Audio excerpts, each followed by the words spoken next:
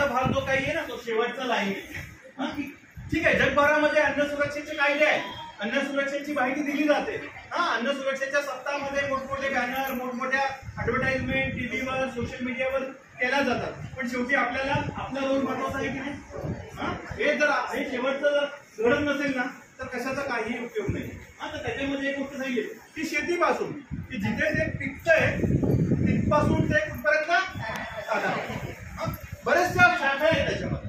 ते पिकणार, त्याच्यावर प्रक्रिया होणार, मग ते वितरणासाठी जाणार, मग ते गोडाऊन मध्ये जाणार, मग ते पॉलिश होणार.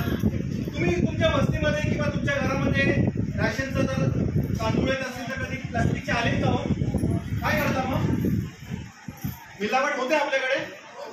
मग ते प्लास्टिकचे तांदूळ जे आपल्या कधी येतात बघा, ते कसे काढतात माहिती का? एक तर ते पटकन शिजत नाही आणि ते वरती येतात विकल्यावर. काय करायचं मग? काय केलं पाहिजे अशा वेळेस? काढून काय करायचं? फेकून द्यायचे की कोणाला जाऊन सांगायचं, कंप्लेंट करायची? लक्षात ठेवा, जर असे काही तांदूळ असे वरती येत असतील ना तर ते काढू नका, त्याची कंप्लेंट पण करू.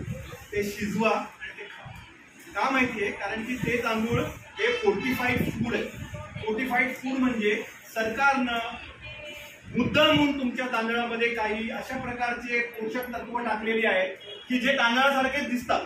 जर ते तांदळासारखे नाही दिसले तर आपण ते असेच बाहेर काढू, पण ते तांदळासारखे दिसावे आणि तांदूळ म्हणूनच ते पोटात जावे म्हणून ते तांदळासारखे बनवले. पण लक्षात ठेवायचं की ते सहसा असे मिळणार नाही, कारण की ते सरकारच्या नियंत्रणामध्ये आहे आणि आपल्याला ते पोषक तत्व आपल्याला मिळाले पाहिजे, आपल्या पोटामध्ये गेली पाहिजे म्हणून ते बनवले.